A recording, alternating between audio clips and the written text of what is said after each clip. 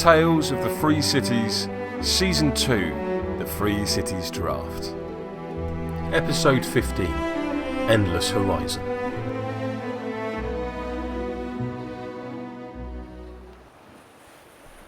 Sleek and nimble, the Osprey was as elegant as her namesake, her hull deftly cutting through the waters below. Proud sails far above were drawn taut by the wind and bulged as the craft was propelled onwards. Experienced hands all, her crew were relaxed. The scattered survivors of the buccaneer fleet had begun to flock to the northern states from all over of late, attracted by Windfinder's promise to restore their fortune.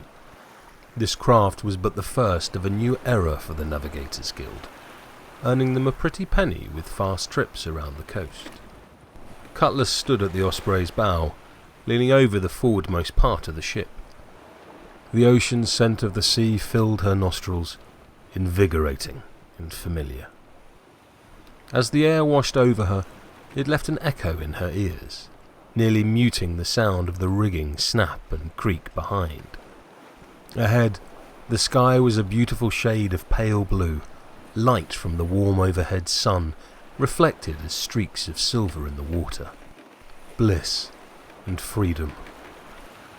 Cutlass didn't have to wonder what the crew might think if they knew of her shadowed past. They'd all lost friends to the Pirate King's cannons, or worse, his crew's steel sabres. She wasn't foolish enough to think she could convince them her troubled conscience had been why she'd left the life behind her. If the navigators discovered her past, she'd be beaten bloody and hanged at the yardarm by sunset. Another might be afraid of such a fate, but Cutlass didn't waste time on such nonsense. She lived on her wits from moment to moment, never planning much ahead.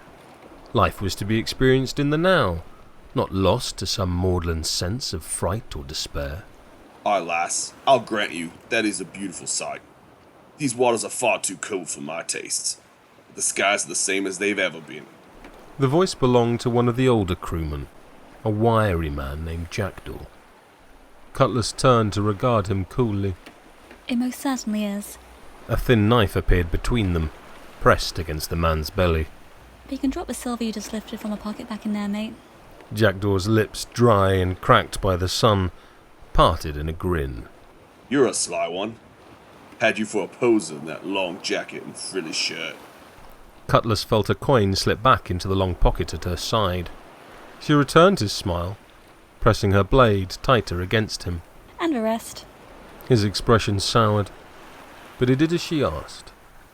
Satisfied, she lost the knife once more up her sleeve. Thanks, mate. Wasn't so hard, was it? The buccaneer didn't answer, shooting her a filthy look as he scuttled away with his tail between his legs. She returned to the view. Hopefully that would be the last of her troubles. A cutpurse like Jack was a minor irritation at most, but smoother seas were always preferable to those choppy from a storm. Her hand found the flagon tied to her belt and uncorked it, before she brought it to her lips for a swig. Cutlass knew from experience the lime wouldn't steal too much of the harshness this early in the day, thoughtfully swilling it around to colour her mouth before swallowing. Hopefully the men and women in her new team would be more accepting. It would be a shame to have gone through the draft, only to have to move on again if they didn't respect her enough to keep their hands inside their own pockets. Shouting sounded from the crow's nest above, breaking the quiet. Free hand to her brow, Cutlass took another draught before squinting across the ocean. Somewhere out there her destination awaited. The Blacksmith's Guild. She had no idea why they'd chosen her. She'd expected to join on with the Fisherman's Guild, truth be told. Nights spent under the stars on deck out on the open seas, singing shanties as the rum flowed freely. Instead, it looked like her destiny was anchored to a furnace, sweating from a heat more sweltering than any day at sea. Cutlass took another mouthful of rum, the bitter taste at last beginning to become more palatable. Worrying about the future now was pointless. At present, there was only the endless horizon, and that would do until tomorrow dawned.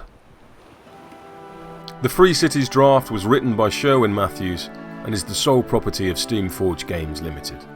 It is reproduced here with their kind permission and their continued support.